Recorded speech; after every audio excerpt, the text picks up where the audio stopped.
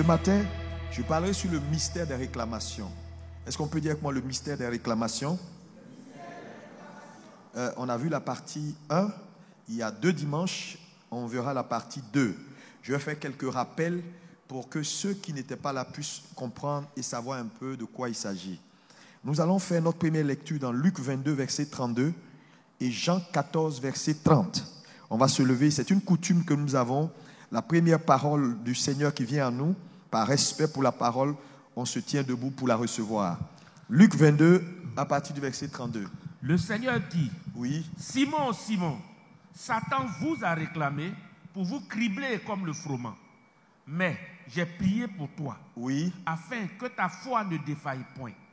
Et toi, quand tu seras converti, affermis tes frères.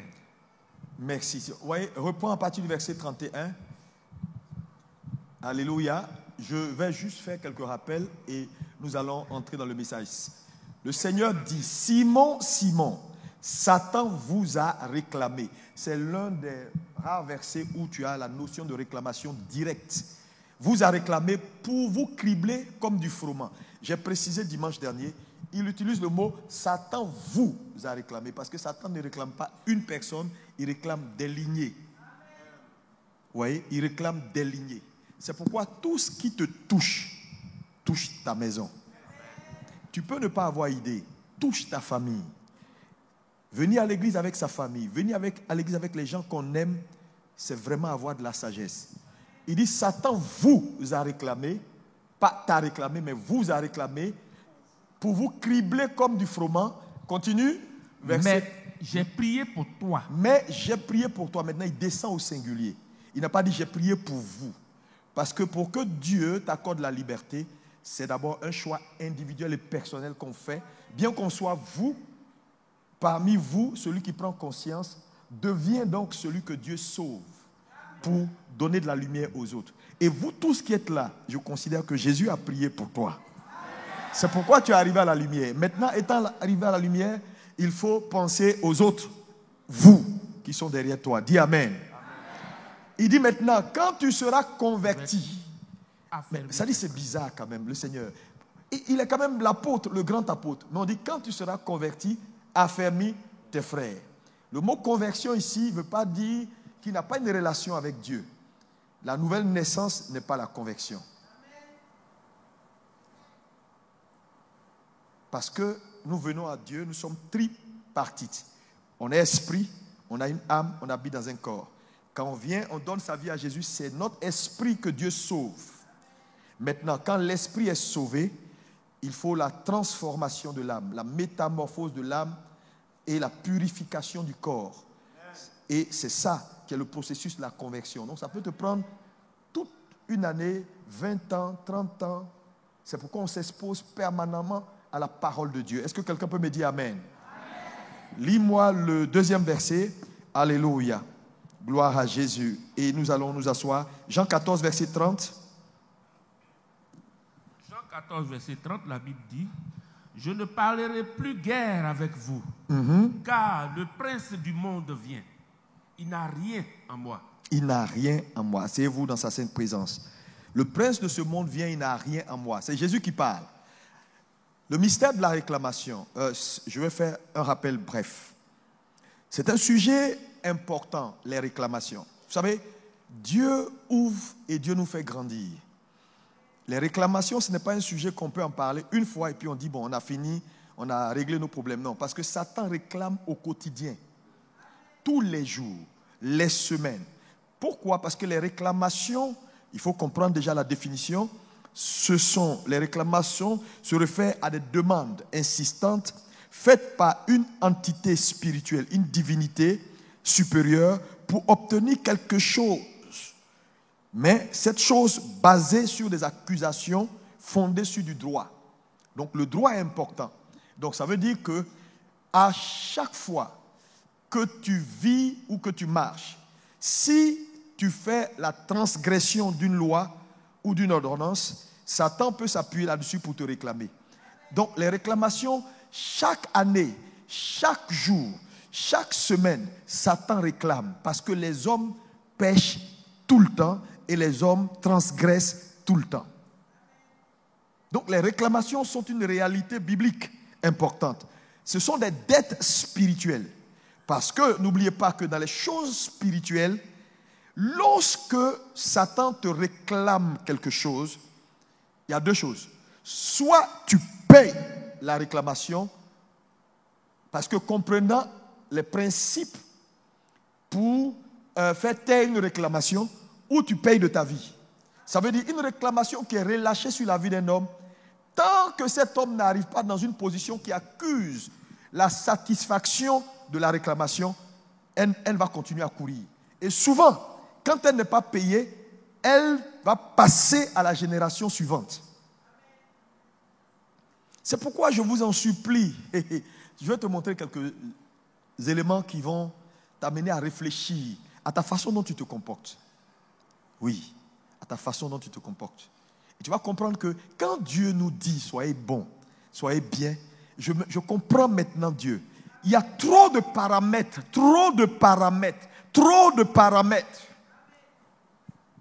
Donc, les réclamations sont basées sur le droit. On te réclame quelque chose. On veut de toi quelque chose. On exige quelque chose à cause d'un droit. Parce que personne ne réclame si il n'a pas le droit de réclamer. Ce n'est pas possible. Et vous savez, le diable, Satan, c'est l'accusateur. Quand vous prenez Apocalypse 12, verset 10, la Bible dit il est l'accusateur. Donc, c'est son rôle de réclamer, d'accuser. Alléluia. Donc, la réclamation est une dette spirituelle. Les réclamations ont également une exigence de restitution. Quand une réclamation pointe sur la vie d'un homme, il y a une exigence de restitution. Tu payes ou tu payes. Il n'y a pas une troisième option. Ce n'est pas possible. Il n'y a pas, non, je suis réclamé, mais bon, je vais voir comment je fais. Tu payes. Ou quelqu'un va payer. Alléluia. Est-ce qu'on peut me dire Amen? Et quand vous regardez les Israélites en Égypte, vous allez voir que ils ont été réclamés par Pharaon. Parce que je vais vous dire la vérité, ce que tu quittes, qui ne te quitte pas, va te réclamer. Il va engager une poursuite. Parce que les réclamations engagent toujours une poursuite. Ils ont quitté, mais l'Égypte ne les a pas quittés. À un moment donné, Pharaon est assis sur son trône et dit non, j'ai quelque chose en eux. Allez, suivez-les. Et il y a tellement de chrétiens poursuivis. Et ce matin, qu'importe ce qui a limité ta vie, ce qui a limité ton mariage, ce qui est en train de détruire ta réussite, je déclare, tu reçois la grâce de Jésus au nom de Jésus. Oh, dis avec moi, je reçois cette grâce au nom de Jésus. Alléluia. C'est très important. Les réclamations sont puissantes et en tant que croyant, vous devez les savoir. Et je vais continuer dans mon propos de résumé de ce que nous avons dit. Alléluia. Je vous donnerai maintenant quelques types de réclamations dans la Bible. Quand vous prenez la Bible, par exemple dans Zacharie 3, versets 1 et 2, vous allez voir que Satan a réclamé Josué, le souverain sacrificateur. Il me fit voir Josué, oui, le souverain sacrificateur, oui, debout devant l'ange de l'Éternel, et Satan qui se tenait à sa droite pour l'accuser. Pour l'accuser, c'est une réclamation.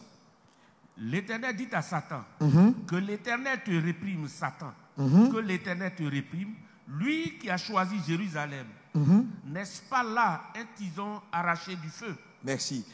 Satan l'accusait à cause de quoi? Quand vous lisez et vous continuez dans les lectures, vous allez voir que Satan a accusé Josué à cause de son vêtement qui était sale, c'est-à-dire son iniquité. Donc Satan a toujours un élément, tu peux ne pas le savoir, parce que quand Jésus révèle à Pierre qu'il est réclamé, Pierre lui-même ne sait pas. Donc beaucoup de gens ici ne savent même pas ce qui se passe, parce que c'est une activité qui se fait dans le spirituel. On peut voir dans Jude 1, verset 9, un autre cas de réclamation, c'est le cas de Moïse. Moïse meurt. Et qu'est-ce qui se passe? Satan réclame son corps. Maintenant, est-ce que tu t'es posé la question un jour, pourquoi Satan a réclamé le corps de Moïse? Parce que Satan ne réclame pas pour réclamer. Quand il réclame, c'est sur base. Il y a une base, il y a quelque chose qui n'est pas expié. Et il dit non, je ne suis pas d'accord. Ce corps-là ne peut pas bouger. Dieu a dû faire descendre l'archange Michael. Même quand Michael descend, il ne peut pas vaincre Satan. Il le réprimande simplement. Parce qu'il est hors de sa juridiction. Les réclamations sont puissantes. Hein? Dis à ton voisin, les réclamations sont puissantes. Et la plupart des difficultés, des problèmes de famille, des problèmes de santé, des problèmes dans les activités. Hein, le frère rendait son témoin tout à l'heure, il dit, les choses marchaient, et puis tout à coup, tout s'est mélangé, tout s'est cassé. Ça ne peut pas être rien. Ça ne peut pas être rien. Il y a une main obscure qui réclame les vies. Ce matin, quelle que soit la main qui te réclame, cette main trouvera le Seigneur Jésus-Christ au nom de Jésus. Moïse, le grand Moïse a été réclamé. Son corps, Dieu a dû déployer les moyens forts pour garder le corps de Moïse. Parce que Moïse était un homme puissant. Il y a beaucoup de choses que je peux dire dessus, mais je vais laisser pour d'autres. Je ne veux pas perdre le temps là-dessus. Tu dis, pourquoi Satan réclamait le corps? Job 2, verset 4, un cas de réclamation. Job, sa santé à un moment donné a été réclamée par Satan. Satan a demandé à Dieu, laisse-moi détruire la vie de cet homme. Il a frappé cet homme. Et vous connaissez la situation de Job, tout le monde connaît ici. Hein? Donc ça veut dire que ta santé peut être réclamée. Je connais des gens, même des pasteurs. Je vous dis, être bon n'est pas suffisant. L'ignorance est pire que la peste. J'ai vu des bonnes personnes mourir à cause de l'ignorance. Le gars, il va à l'hôpital, il fait tous les examens, on ne voit pas la maladie, on ne sait pas qu'est-ce qui arrive au monsieur. Et il est là, il bavarde, il ne fait que bavarder. Non, frère. C'est pourquoi appartenir à une église où tu as une information équilibrée, c'est une grâce de Dieu. Non, les choses anciennes sont passées, toutes choses sont devenues nouvelles. Le monsieur, il souffre. Et il continue de confesser ces conneries-là. Mais il faut comprendre ce que ça veut dire. Si je suis en Christ, je suis une nouvelle création. La nouvelle création, c'est où? C'est dans ton esprit. Ce n'est ni ton âme, ni ton corps. Parce que quand tu donnes ta vie à Jésus, tu peux encore te rappeler des anciennes choses. Il y a encore des maladies qui te suivaient qui sont là. Dieu ne touche pas tout ça. Donc la nouvelle création, c'est l'esprit. Et ton âme et ton corps. Qui gère ça? Non, le chien. Et puis il y a des serviteurs de Dieu qui sont des collabos de Satan, qui appuient ces thèses-là et qui ne prennent pas le temps d'expliquer aux gens pour qu'ils soient équilibrés, qu'ils comprennent que dans la vie, il y a des dettes spirituelles. De même qu'il y a des dettes physiques, il y a des dettes spirituelles.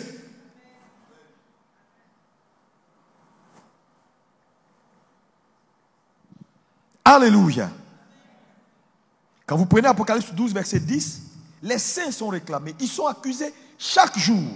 Lis-moi Apocalypse 12, verset 10 et 11. Oui. Car il a été précipité, l'accusateur de nos frères, celui qui les accusait devant notre Dieu jour et nuit. Non, je veux que vous puissiez saisir quelque chose. Repart au verset 10. Regardez. Et j'entendis dans le ciel, oui, une voix forte qui disait, maintenant le salut est arrivé. Il dit maintenant le salut est arrivé. Il va te dire maintenant, qu'est-ce qui a fait que le salut est venu? Je veux vous dire, tu n'auras pas de salut. Tu n'auras pas de tranquillité jusqu'à ce que l'accusateur soit précipité et soit chassé. Regarde, oui. Maintenant le salut est arrivé.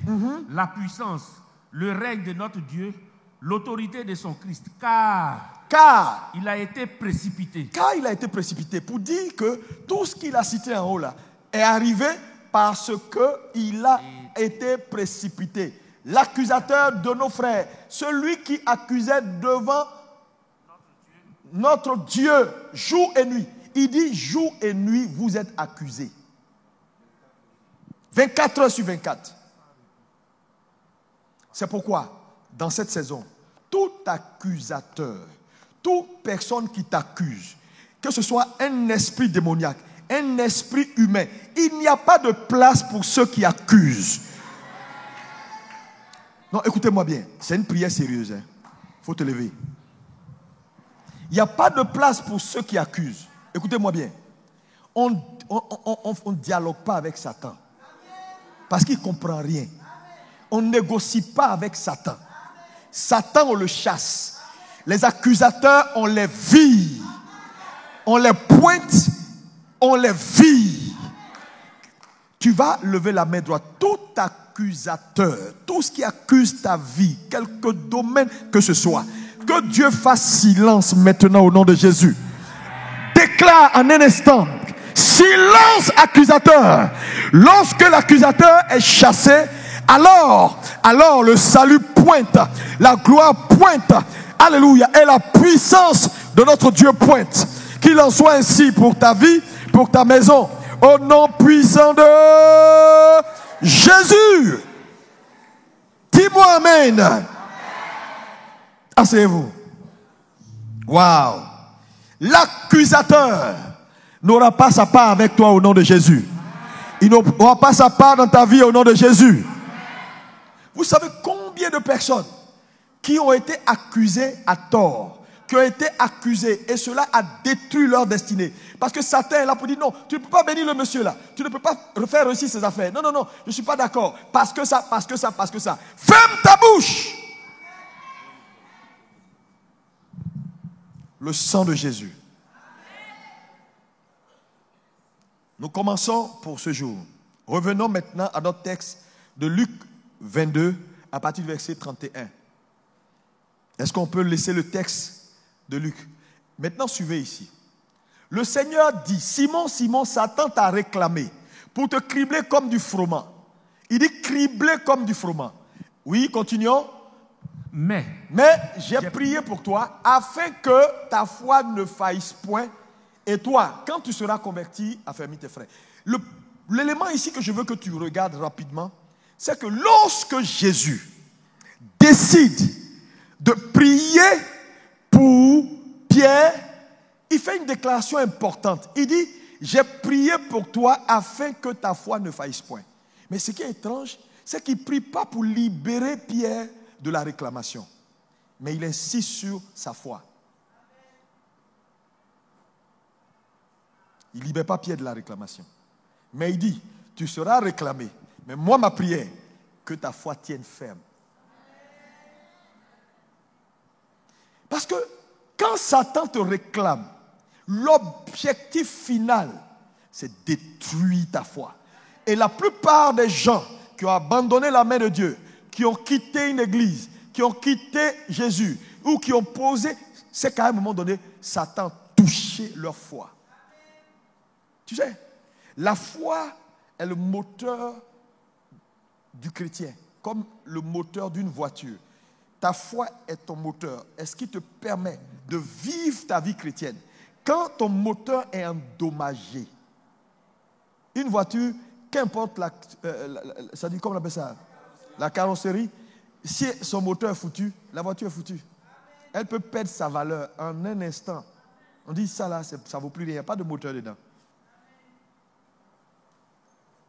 Donc, ce que Satan vit, c'est ta foi. C'est pourquoi il dit, j'ai prié pour ta foi. J'ai prié, Pierre, que ta foi ne faillisse point. C'est pourquoi Pierre est revenu. Parce que je vais te poser une question. Comment Jésus peut prier pour quelqu'un, mais malgré ses prières, il renie quand même 3 fois? Il est Jésus, hein? Il a tout pouvoir et toute puissance. Il a prié pour Pierre, mais Pierre a quand même renié 3 fois.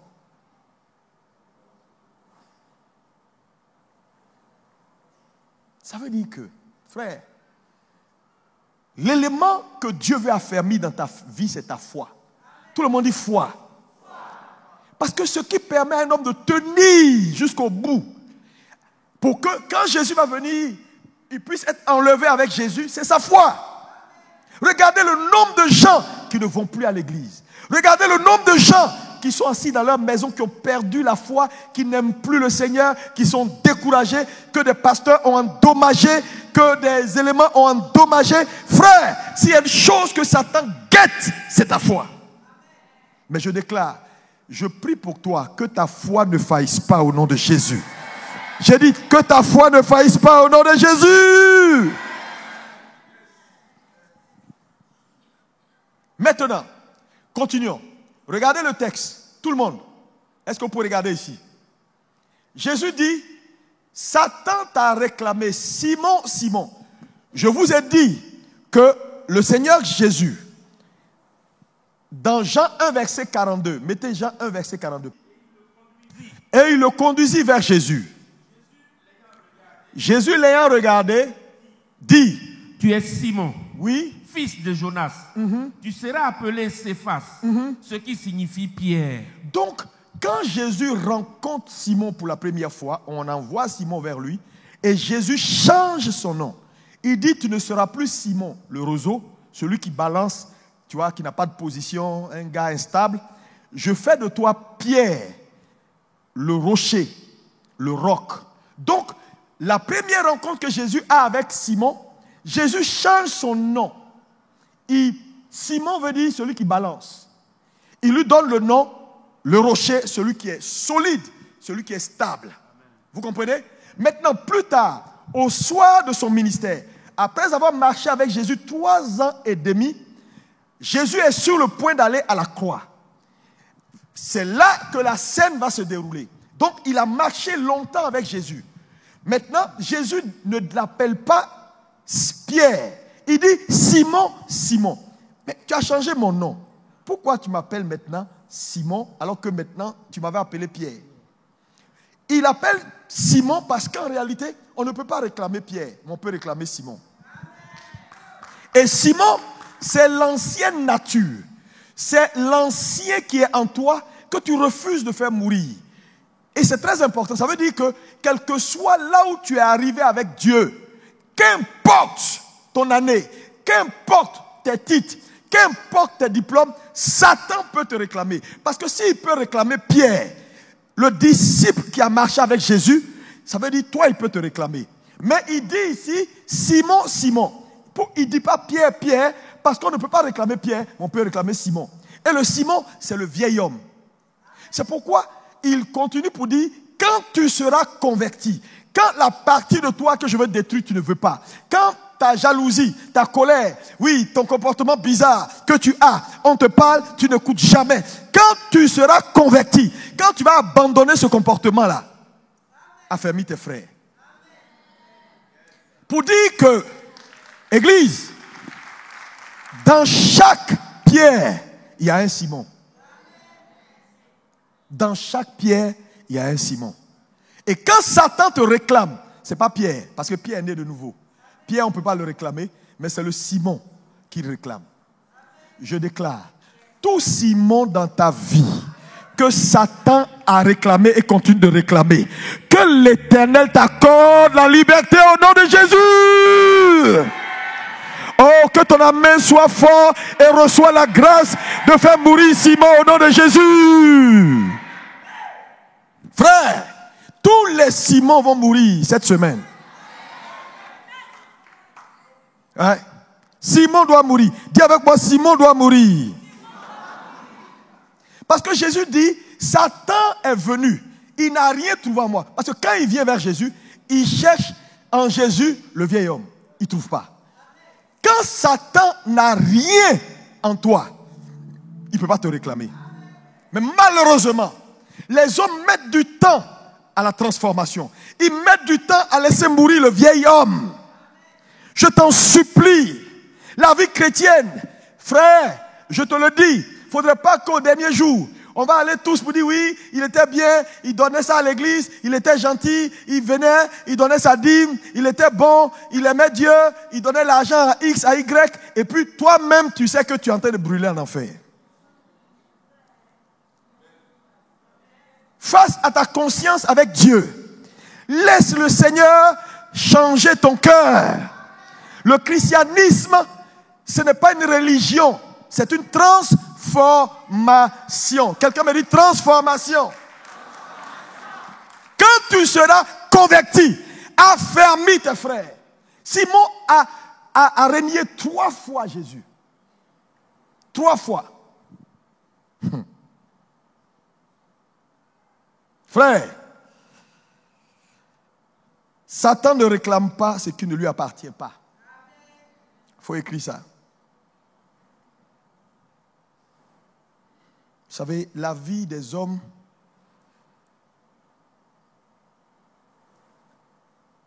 est un héritage.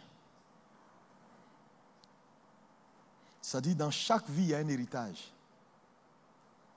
Dis avec moi, dans chaque vie, il y a un héritage. Vous n'avez pas remarqué que dans Jean 9, lorsque les disciples viennent voir Jésus et puis voient l'homme né aveugle, ils posent une question à Jésus. Attends, mais il est aveugle de naissance. Qui a péché?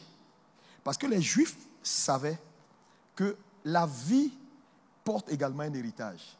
Donc, s'il est né aveugle, sûrement, comme il vient à peine de naître et que ce n'est pas lui, sûrement quelqu'un a dû faire quelque chose.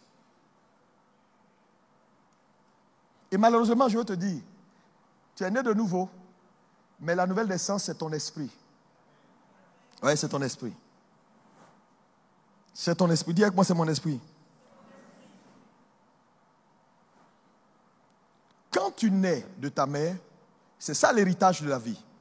Parmi vous tous ici, là, il n'y a personne qui dit, je change mon sang. Tu es né d'un père et d'une mère. Papa a donné 23 chromosomes, maman a donné 23 chromosomes. Les chromosomes se rencontrent, ils font 46. Chaque être humain a 46 chromosomes. Donc les parents donnent, maman donne 23, papa donne 23. Les deux se rencontrent et forment le squelette génétique de l'enfant. Et sur ces chromosomes, il y a les gènes qui portent toutes les informations de ta personnalité, la couleur de ta peau, ta taille, tout ce qui te caractérise, ça est là, y compris même ton tempérament, parce que le tempérament, il est inné. On est avec le tempérament. Si tu es un homme chaud, un homme calme, tes tendances, les maladies héréditaires, tout ce que tes parents sont, en réalité, ils te donnent. Donc, quand vous naissez également avec un héritage. Malheureusement, si l'héritage est mauvais, si l'héritage est mauvais, Satan va vous réclamer. Donc, c'est un élément important ici. La vie porte un héritage. Alléluia. Dis avec moi, la vie porte un héritage. Je connais des gens, papa diabétique, l'enfant diabétique. Souvent, quand tu vas à l'hôpital, les médecins te disent quoi? Ton père est diabétique, ta maman? Non, c'est sûr à 100% que tu le seras. Parce qu'il y a eu une transmission héréditaire. Donc, il y a des maladies que tu portes. Il y a des problèmes que tu as, que tu n'as pas forcément cherché. Mais parce que tu es sorti de quelque part, ces problèmes-là te suivent. Quand tu donnes ta vie à Jésus, Jésus sauve ton esprit. Maintenant, quand il sauve ton esprit, il t'expose à la connaissance, à la compréhension des Écritures pour que tu prennes les dispositions qu'il faut. Et c'est ce que le Seigneur est en train de faire maintenant. Personne dans cette salle, qu'importe qui tu es, n'est à l'abri d'une réclamation. Archevêque, bishop, prophète des nations, dis-moi le nom, archange, tout le monde peut être réclamé. Le problème, c'est que le jour où Satan pointe sur toi, comment tu vas faire? Parce que le grand Pierre, Jésus lui-même, a prié pour lui, mais il a failli partir. Il a failli partir.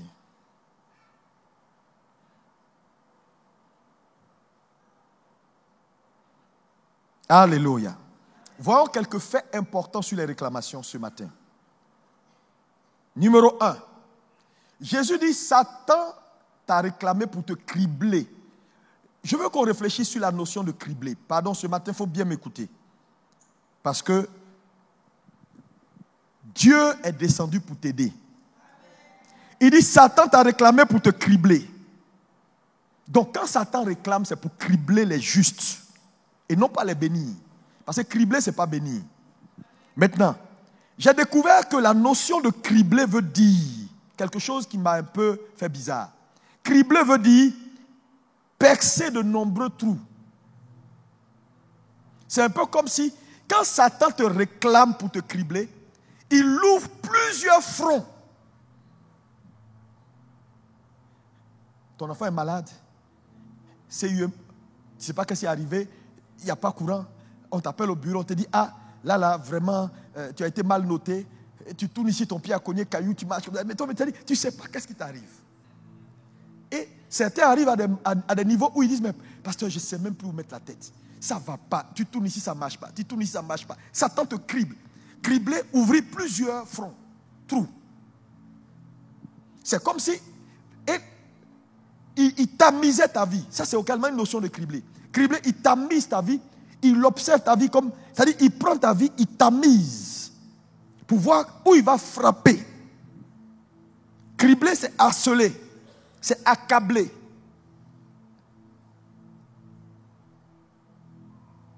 Donc, Satan va cribler les mariages. Cribler la santé des gens. Cribler leurs affaires. Et le monsieur est là, il ne s'en sort pas. Mais ça n'a rien à voir avec le fait de venir à l'église. Parce que là où les chrétiens se trompent, mais je vais à l'église, pourquoi ces choses-là m'arrivent? Ça n'a rien à voir. Si Simon, le Simon qui est en toi, Pierre, ne meurt pas, Satan va te réclamer. Ah, mais je vais à l'église, ah, je donne ma dîme. Non, ça n'a rien à voir. C'est pourquoi la connaissance, dis à ton voisin, la connaissance n'est pas négociable. Oui, parce que ce que tu ne sais pas, tu vas payer cash. Voilà pourquoi le travail de ceux qu'on appelle les dispensateurs, comme nous, les pasteurs, c'est perfectionner les saints, former les saints, former les saints. Arrêtez d'aller dans les coins où on ne fait que vous raconter des histoires. Tu es trop important pour qu'on vienne matin, midi, soir. Oui, là-bas, je vois 2 personnes. Ils n'ont pas mangé, ils ont mangé. Et oui, je vois le feu. C'est bon, mais ça, là, ça va t'envoyer où? Même si on a chassé tous tes démons, tu n'as pas encore réussi. Il faut de l'argent pour aller payer ciment pour construire l'immeuble que tu veux construire là. Ce n'est pas chasser des démons qui va faire sortir l'immeuble là. Poum. Se promène ici de délivrance en délivrance. Oui, tu es en train de perdre ton temps. C'est une ruse. C'est une ruse.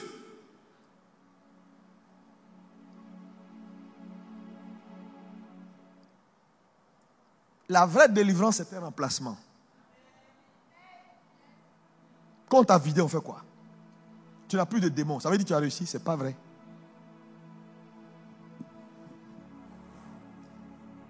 Donc, la première chose, c'est ça, cribler. Satan crible. Et les conséquences, vous savez. Tu ne sais plus où mettre la tête. Ta vie est mélangée, rien ne va. Ici, le problème de plusieurs, c'est que quand ils sont criblés, ils s'attaquent au problème. Au lieu d'aller à la racine, à ce qui a causé le problème.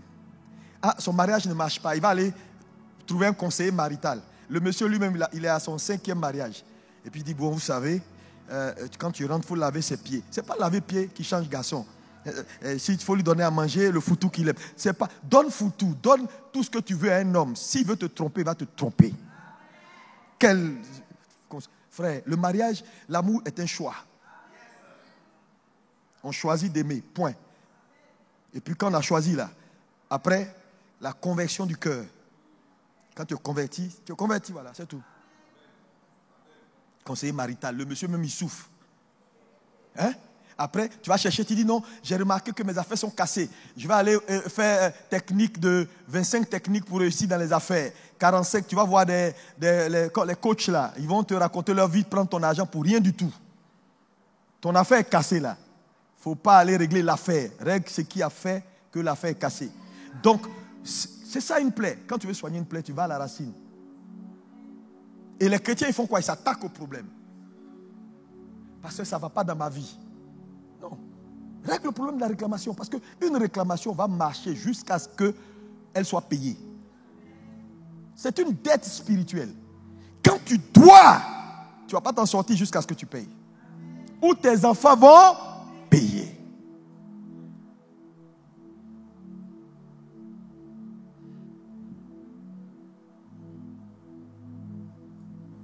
Alléluia. Est-ce que tu es béni?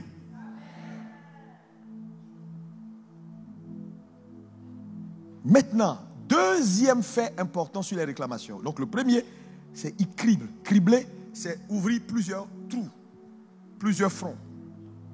2. Les réclamations, quand Satan réclame, c'est pour activer les autels de famille. Il faut bien m'écouter sur ce point. C'est pour activer les autels de famille. Les réclamations sont le langage officiel des autels de famille. Il n'y a pas quelqu'un dans cette salle qui n'a pas un autel de famille. Souvent, quand les gens viennent me voir pour me dire j'ai un tel problème, j'ai ça, et quand je vois que le problème est grave, je lui pose toujours cette question. Tu es de quelle famille? Quelle est ton ethnie? Tu viens d'où? Et souvent, ça me donne une indication claire. Oui. Il n'y a pas quelqu'un ici, là, qui est sorti de nulle part. Dans ta famille, il y a des hôtels. Les hôtels, le mot hôtel, il ne faut pas avoir peur de ça. C'est un gros mot. Je vais expliquer, puis tu vas comprendre. Laissez à faire de hôtel, et puis ça ressemble à un truc de cailloux. Non. Les hôtels, c'est juste des portes spirituelles. Nos parents, 3 ans en arrière, étaient tous des féticheurs. Dans la brousse. Ils buvaient dans la tête des hommes. Ils avaient des alliances démoniaques. Ils ont fait des choses sans le savoir. Ils ont traité avec des divinités. Ou bien si toi tu es sorti du ciel, il faut lever la main, tu vas me dire. Hein. Sinon, nous, chez nous, là, il y a un fétiche. Alléluia. Donc quand Satan te réclame, c'est pour activer l'alliance sur les autels de famille.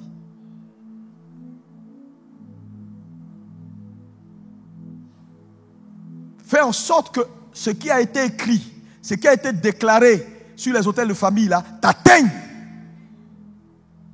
Il va s'assurer. Je vais te donner un exemple dans la Bible.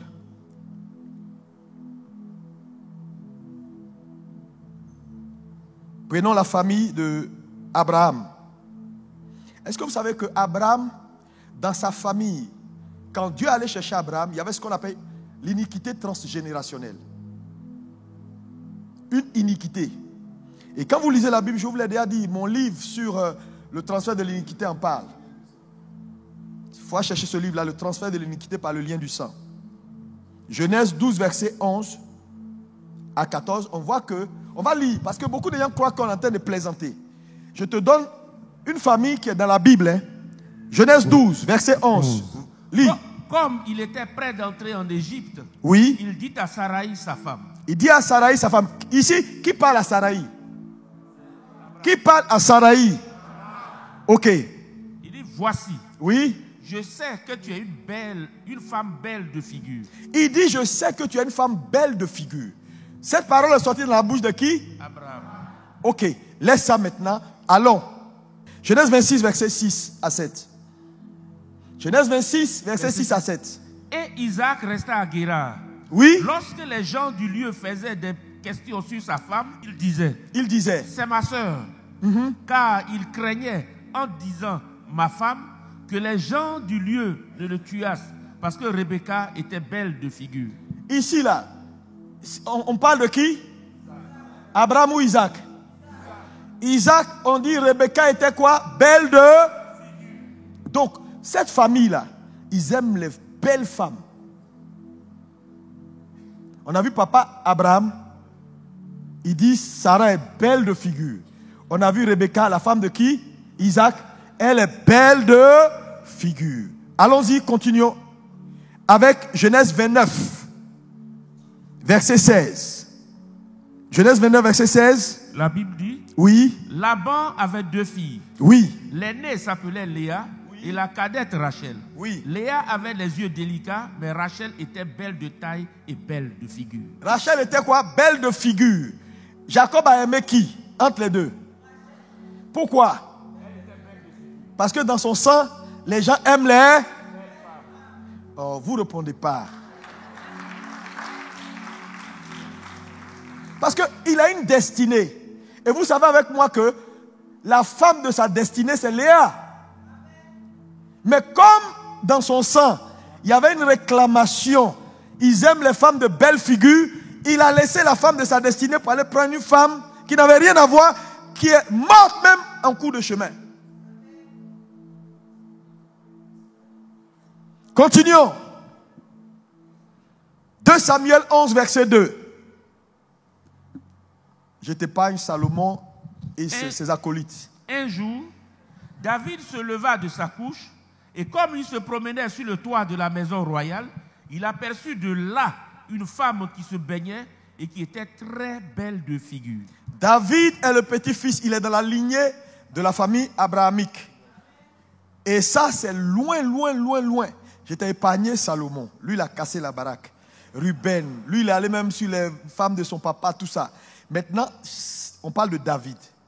David a vu une femme de très, très belle figure.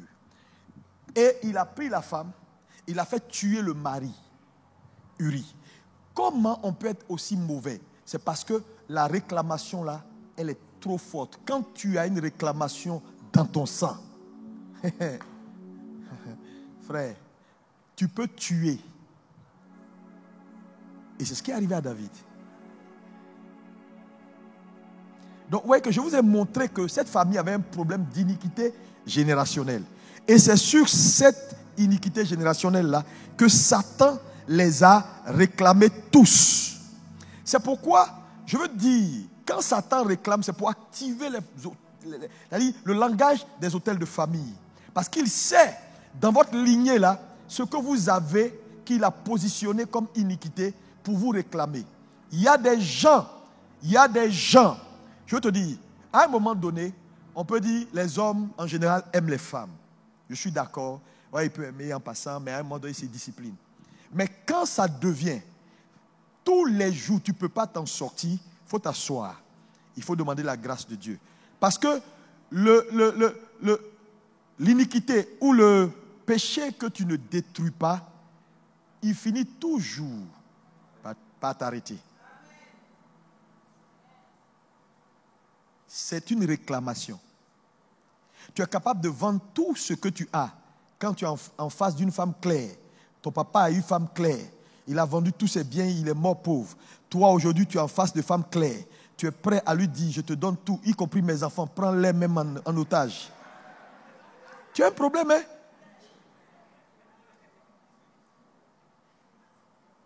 Non, je dis ça pour aider quelqu'un. La vie chrétienne, Dieu nous aime.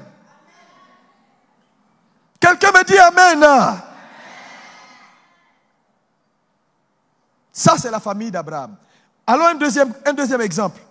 Allons avec Moïse.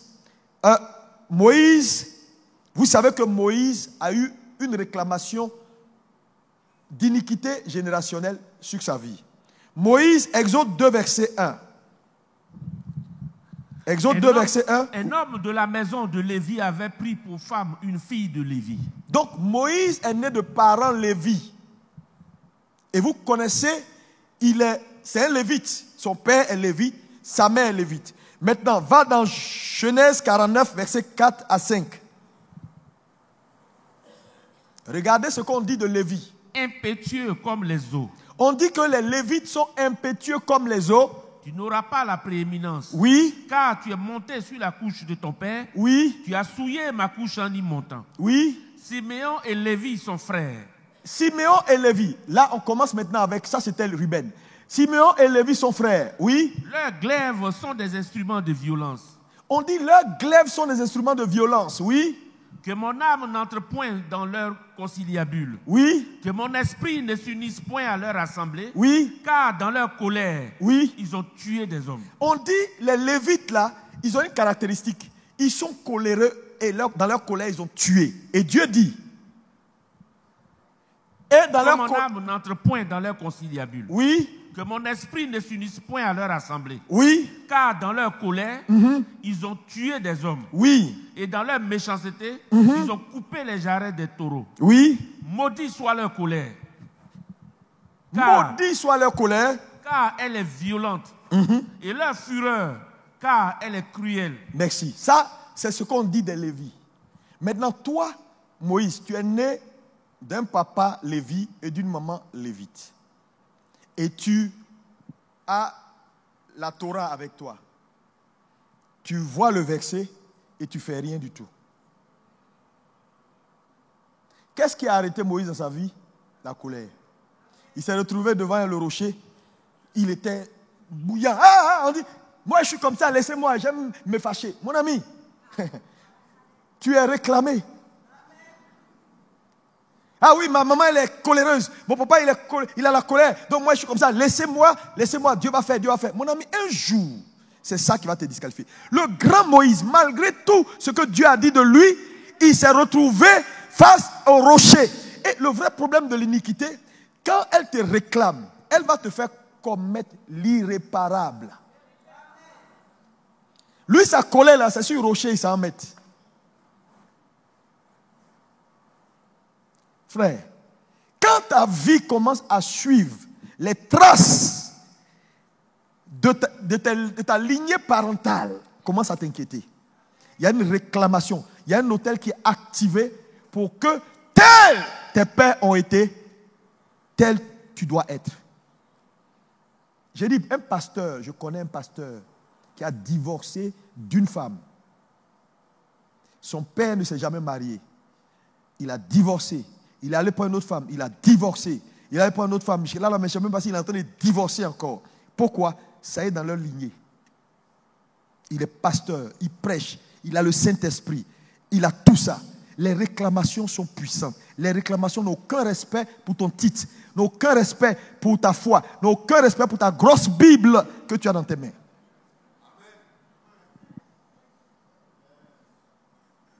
Est-ce que quelqu'un peut me dire Amen fort?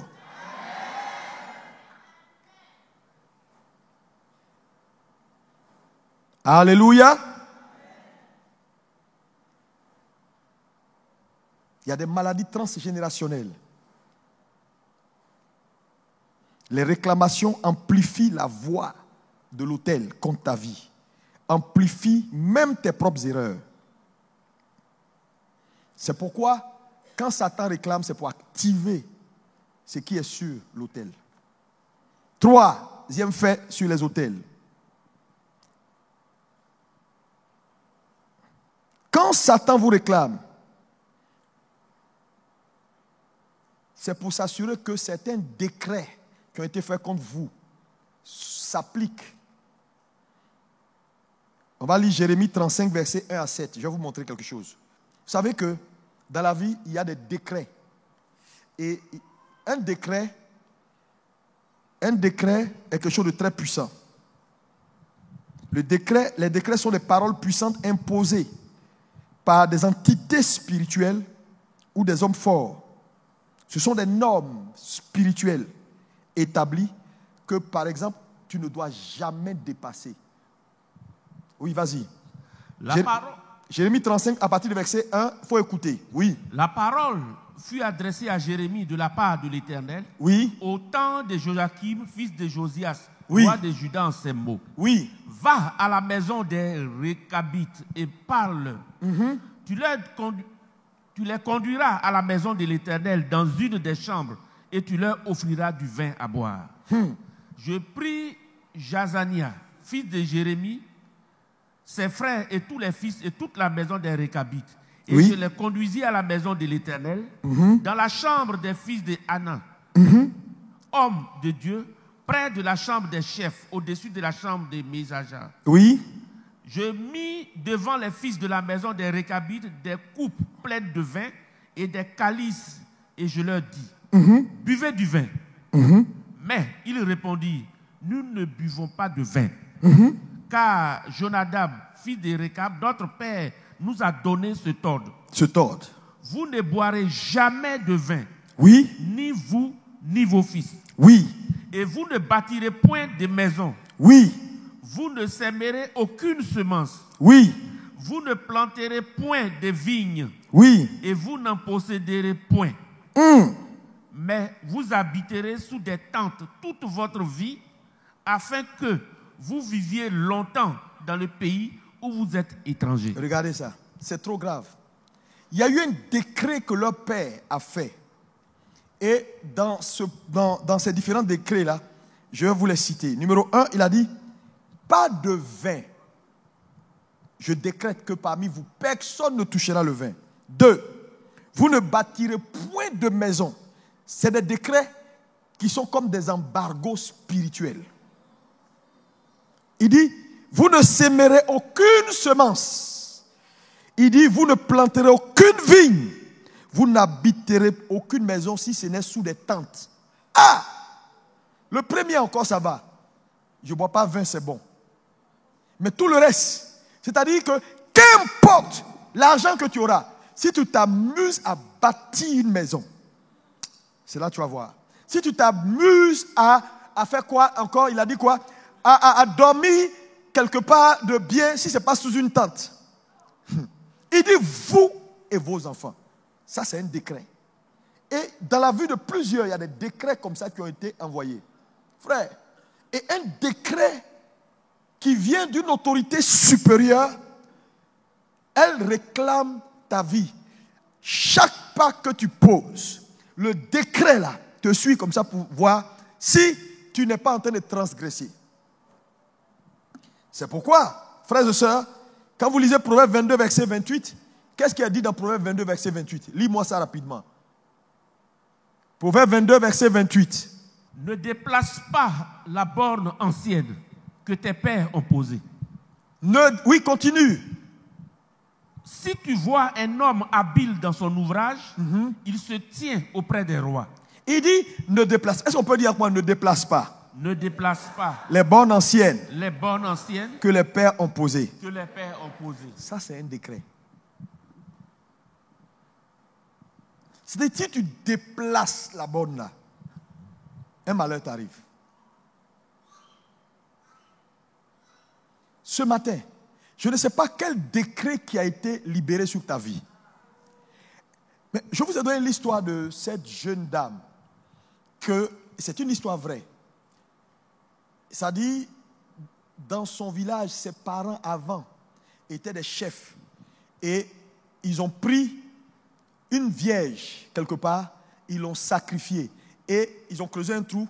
Et avant de tuer la dame, la vierge là, la vierge a dit, ce que vous êtes en train de me faire là, aucun de vos fils et vos filles ne réussiront dans leur vie. Elle a déclaré ça avant de mourir. Elle a fait un décret. Et plus tard, l'un des gens qui étaient dans les personnes qui devaient lapider là, il a fait des enfants, ainsi de suite. Et c'est l'une qui s'est convertie et qui a reçu cette révélation-là parce que leur vie ne marchait pas. On ne marie pas les femmes de leur maison. Tout est bloqué. Toutes les femmes elles souffrent. Les gens se moquent d'elles. Les gens les maltraitent. Les gens abusent d'elles. Les gens les prennent. Elles sont belles. Les gens les prennent. Ils s'amusent. Mais ils ne veulent rien faire avec elles. Il y avait une sentence comme ça sur la vie de toutes les femmes de cette maison. Il y a des papas qui ont fait des choses. Leurs enfants sont en train de payer actuellement. Ils sortent ici, ils sortent les femmes, et ils se foutent de la femme. Et la femme dit, toi, tu me traites comme ça. J'espère que tu n'as pas de fille. Ça là, c'est grave. Si une femme t'a dit ça, viens, on va prier pour toi. Non, j'espère que tu n'auras pas de fille. Et puis elle pleure parce que tu as désabusé, tu as été méchant, tu es mauvais. Mais ça là, quand ça va dans la juridiction spirituelle, ils vont juger pour voir si elle a tort ou elle a raison. Mais si jamais elle a raison, si elle a des bases juridiques claires, légales, tes filles bien-aimées, surtout c'est celles souvent que tu aimes, qui va galérer.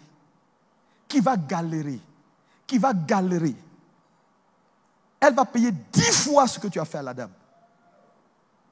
J'ai dit, une réclamation, elle se paye.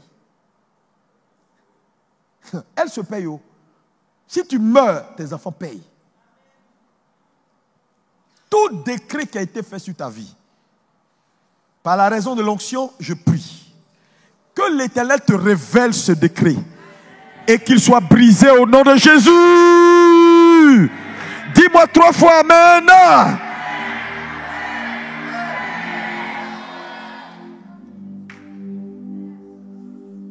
Les décrets sont dangereux.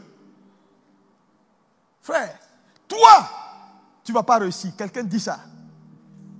Et surtout si c'est une autorité qui a une parole forte. Sur une base légale, il t'a maudit.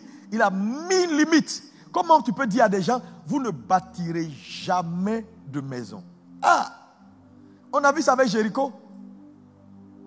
Donc vous voyez que beaucoup de problèmes que les gens traversent sont liés aux réclamations. Je déclare que l'Éternel te fasse grâce au nom de Jésus. Je dis que l'Éternel te fasse grâce au nom de Jésus.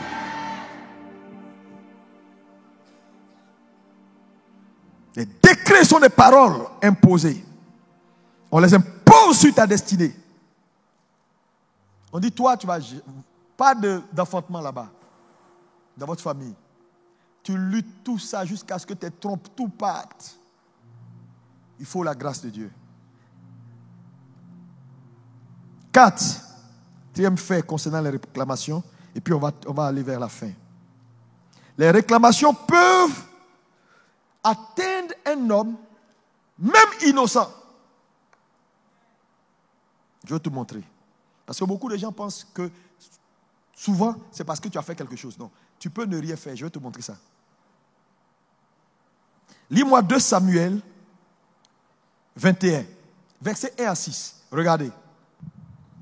Regardez quelque chose. Du temps de David, il y eut une famine qui dura 3 ans. Oui. David chercha la face de l'Éternel. Et l'Éternel dit. C'est à cause de Saül. Et de sa maison sanguinaire. Oui. C'est parce qu'il a fait périr les Gabaonites. Le roi appela les Gabaonites pour leur parler. Les Gabaonites n'étaient point d'entre les enfants d'Israël, mais c'était un reste des Amoréens. Oui. Les enfants d'Israël s'étaient liés envers eux par un serment, et néanmoins, Saül avait voulu les frapper dans son zèle pour les enfants d'Israël et de Juda. Regardez cette histoire. Israël et les Gabaonites étaient dans une alliance que Dieu lui-même a chérie. Quand Saül devient roi, on dit dans son zèle, il va casser l'alliance là. Et il va les frapper. David n'a rien à voir. Ils ne sont pas de même famille, chacun vit sa vie.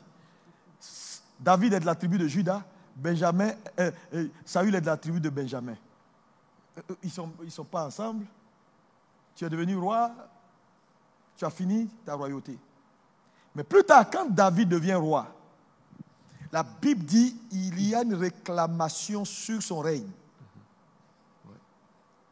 Parce que je vous dis, tu peux ne rien faire, mais il y a ce qu'on appelle les réclamations liées à la continuité d'une fonction, ou c'est ce qu'on appelle, on dit l'État, voilà. C'est juridique. Ça dit que tous les décrets que le président prend maintenant là, va engager les présidents qui vont venir, même s'ils n'ont rien fait. Et je l'ai dit dimanche dernier, il y a 2 dimanches, que souvent, tu es réclamé, pas parce que tu as fait quelque chose, mais à cause simplement de la personne qui était là avant toi.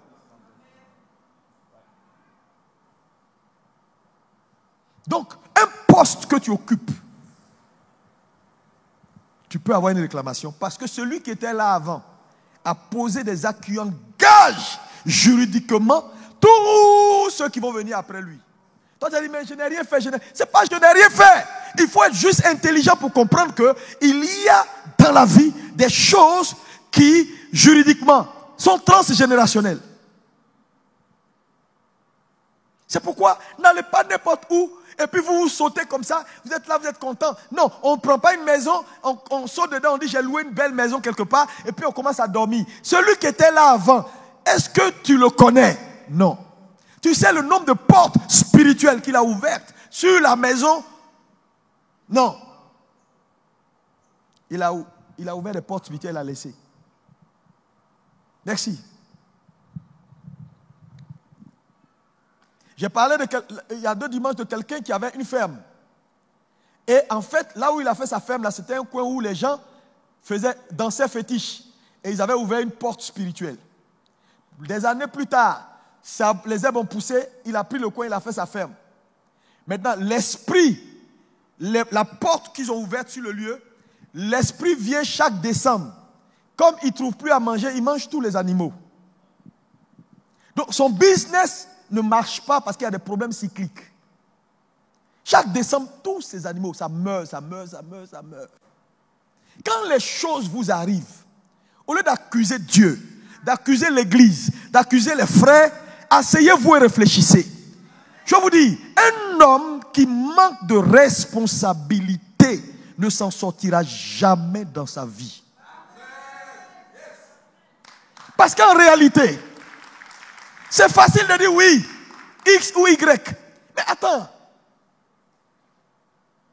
Même Jésus, qui est le meilleur des pasteurs, a choisi des gens, il les a enseignés pendant 3 ans et demi. Il y a un qui était un diable.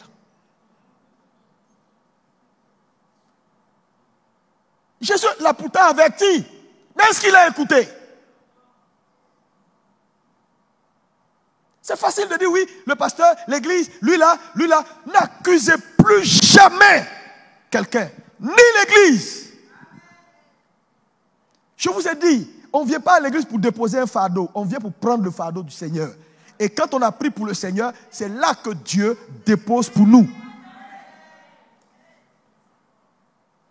On a été formaté à, oui, je suis allé, ils n'ont pas prié pour moi, ils n'ont pas fait ça pour moi. Non! La parole a la capacité de vous transformer, vous donner les directions qu'il faut. Est-ce que quelqu'un peut me dire amen? Oui, reçois la parole, reçois l'instruction avec un cœur simple.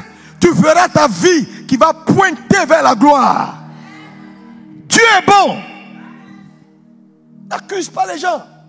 Ça ne va pas, ce n'est pas ta femme, ce n'est pas tes enfants, c'est personne. C'est toi seul. La Bible dit, David ne s'est pas mis dans des bavardages. Il est allé prier. Il a consulté Dieu. Et Dieu a révélé à David que le problème là, c'est ton successeur. C'est-à-dire ton prédécesseur, c'est-à-dire celui qui t'a précédé, Saül. C'est lui qui a fait ça. Il a tenté. Vous voyez, les réclamations se payent. Hein. David n'a pas que prié. David est allé régler le problème. Dédommager les Gabaonites. Pour que la réclamation cesse. C'est à partir de là. Parce qu'aujourd'hui, je ne pouvais pas. Dimanche prochain, je vais te montrer comment on arrête une réclamation. Frère, c'est sérieux. Hein? Comment une réclamation se règle? Parce qu'une réclamation qui n'est pas réglée, si elle n'est pas payée, juridiquement parlant, tu vas payer de ta vie. Tes enfants vont payer de leur vie. Tout le monde va payer jusqu'à ce que le dernier de tes héritiers quitte la terre. Les choses spirituelles sont dangereuses. C'est pourquoi quand vous vivez, vivez bien. Parce que les réclamations, elles sont spirituelles. Quand on dit spirituel, ça veut dire même dans le royaume de Dieu, il y a des réclamations. Mais oui. Quand tu fais les choses bien, il y a des bénédictions qui vont réclamer tes enfants. Ils courent pas, ça va les suivre. Quand les mages viennent bénir Jésus, viennent donner des trucs à Jésus là, tu penses que Jésus l'a fait quoi? Il n'a rien fait. Son grand-père Abraham avait posé des actes.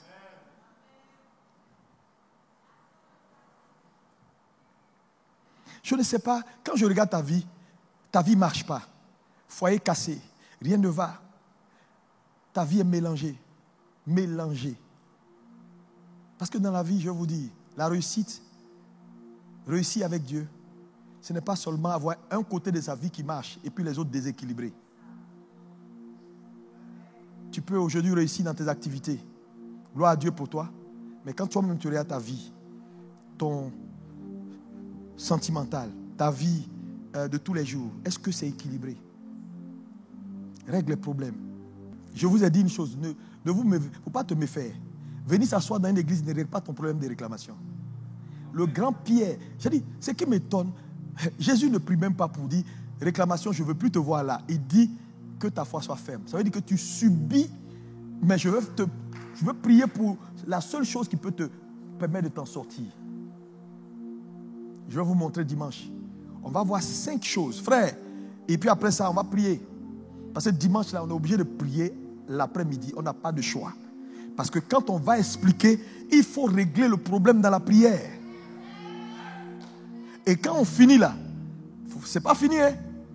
Si tu vas encore activer des poches pour que Satan utilise ça comme juridiquement pour te poursuivre, ta poursuite sera encore continuelle. C'est pourquoi j'ai dit cette affaire, on ne l'arrête pas une fois pour toutes. Si tu veux l'arrêter une fois pour toutes, fais le choix de bien vivre.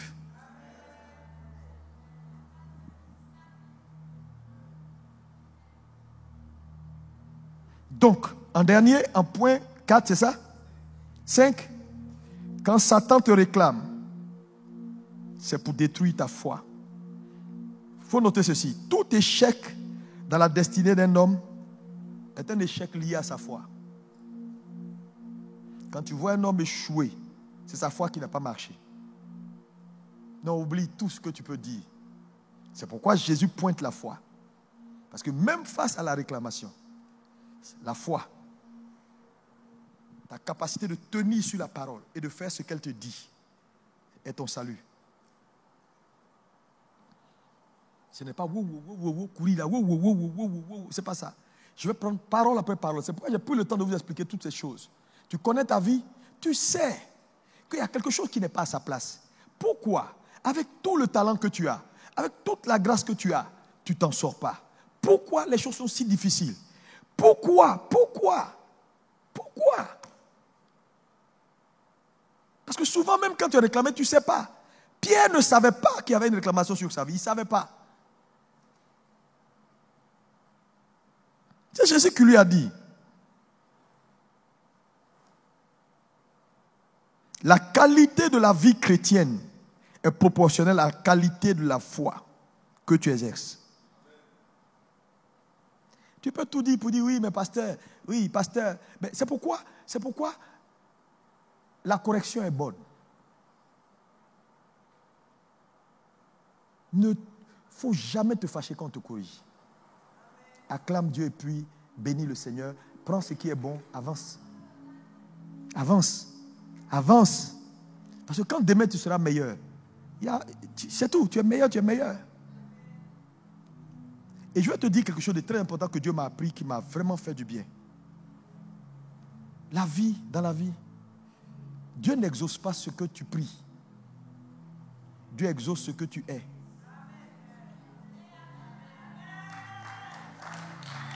Il faut écrire ça à puis garde. C'est pourquoi ce que tu deviens est toujours plus fort que ce que tu fais, ce que tu racontes.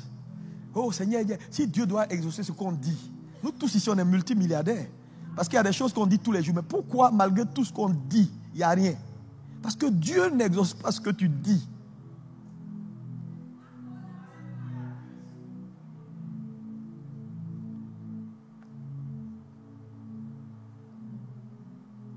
Il ne te donnera jamais ce que tu ne peux pas porter.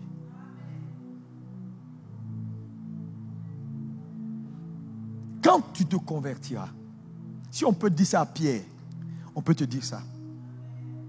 Quand tu te convertiras, il y a un choix de conversion qu'on doit faire. Un choix de changement au quotidien. Tu aimes trop parler, ne parle plus beaucoup. Tu aimes trop critiquer, les gens ne critiquent plus quelqu'un. C'est dangereux de parler des gens. La Bible dit à chaque fois dans la Bible, quand quelqu'un a parlé de quelqu'un, Dieu a entendu. Mais ça ne te fait pas peur. Le monsieur n'entend pas, mais Dieu entend.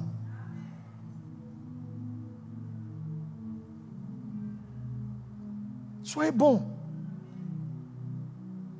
Dieu va vous élever. Dans votre génération, les gens vont vous combattre, ils ne pourront pas vous vaincre. Oh, dis-moi amen, reçois.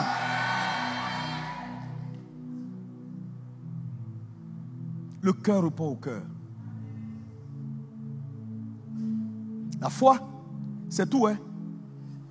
Ne laisse jamais ta machine, qui est ta foi, se gripper.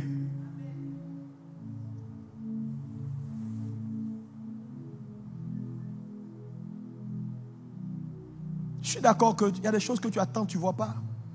Et ça, tu attends, tu ne vois pas. Tu dis, Seigneur, je ne vois pas, ma vie ne marche pas. Ça est cassé, ça ne marche pas. Oh, c'est dur, c'est dur. Mais je vais te montrer également que Dieu, il parle toujours. Oui, Dieu parle toujours. Oui, quand vous prenez l'histoire de Joseph là, beaucoup de gens lisent cette histoire, mais ils ne comprennent pas comment Joseph a opéré. Joseph dit à Pharaon, voilà ce que je vois. Il aura cette année vache grasse et puis cette année de vache maigre. Mais si vous avez bien géré l'année de vache grasse, vous allez compenser l'année de vache maigre. Ça veut dire, même Dieu respecte les saisons de la vie. Toutes les saisons ne sont pas pluvieuses. Il y a des saisons sèches. Dieu ne va pas transformer une saison sèche parce que tu parles la langue. C'est ta capacité à comprendre les Écritures, à avoir de la sagesse pour comprendre que quand Dieu me donne aujourd'hui, c'est également pour sécuriser demain. Sinon, dans la saison sèche, tu vas maudire tout le monde. Tu vas maudire tes propres prières. Tu vas maudire les frères de l'église. Tu vas maudire. Pourquoi? Il n'y a pas, je ne vois pas. Non, tu ne peux pas voir. Parce que tu n'as pas compris que dans la vie, tout ce que Dieu met dans ta bouche n'est pas destiné à être mangé. Il y en a qu'on sème, il y en a qu'on sécurise. Il y a des porteurs de grâce. Moi, je l'ai compris. Parce qu'il y a des combats, tu ne pourras pas les faire. Mais tu peux envoyer ta semence vers quelqu'un. Sa grâce va te couvrir. Je vous ai prêché le message, comment demeurer sous la grâce de ton Père spirituel. Prie pour lui. Sème dans sa vie. Tu vas partager sa grâce. Parce que le partage de l'héritage, c'est quand tu partages les fardeaux de quelqu'un que tu peux partager son héritage. Si tu ne partages pas le fardeau de quelqu'un, tu ne peux pas partager son héritage. Changeons les gars. Dieu veut nous bénir. Moi je crois en Dieu. Dans cette église, il y a de grands hommes, de grandes femmes, des gens puissants. Juste un peu de réglage. Et tu vas voir ce que Dieu va faire. Parce que, tu sais, l'habitude est une seconde nature. Oui. L'habitude, là, c'est une seconde nature. Tu as tellement fait ça que tu es devenu comme ça.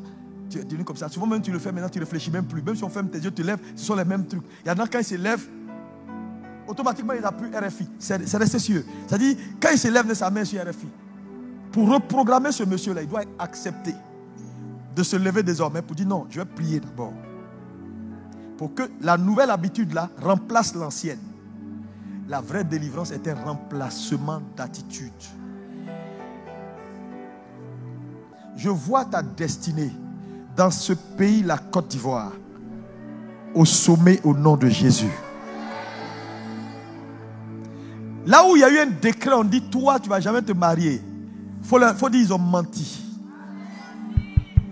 Parce que, vous savez, l'assemblée de Dieu, c'est le Kahal de Dieu. C'est son parlement. Là où on légifère, on va prendre des lois et des décrets. On va changer la situation. Qui croit ça? Qui croit ça? J'ai dit on va changer la situation. Si tu le crois, dis-moi amen. Satan, quel Satan? Il est limité, le monsieur là. Parce qu'il a tout fait. Pierre est quand même sorti. Pierre est quand même sorti. Tu t'en sortiras au nom de Jésus. J'ai dit tu t'en sortiras au nom de Jésus. J'ai dit tu t'en sortiras au nom de Jésus. S'il y avait un décret de mort sur ta vie, la Bible dit, ô mort, où est ta victoire? Ô mort, où est ton aiguillon? Tu ne mourras pas. Ainsi a parlé l'Éternel. Dis-moi amen et reçois. Dis-moi amen et reçois. Je vais te dire, quand quelqu'un parle sur toi, il faut savoir qui te parle. Pas des gens comme ça. Non. Comme ça, ici. Avant de venir te prêcher, j'ai prié. Ce que je te dis là, je vis ça. Je ne te prêche pas quelque chose que je ne vis pas. Je suis un homme libre. Quand je parle, ma parole agit. J'ai dit cette semaine, les vies vont être complètement métamorphosées.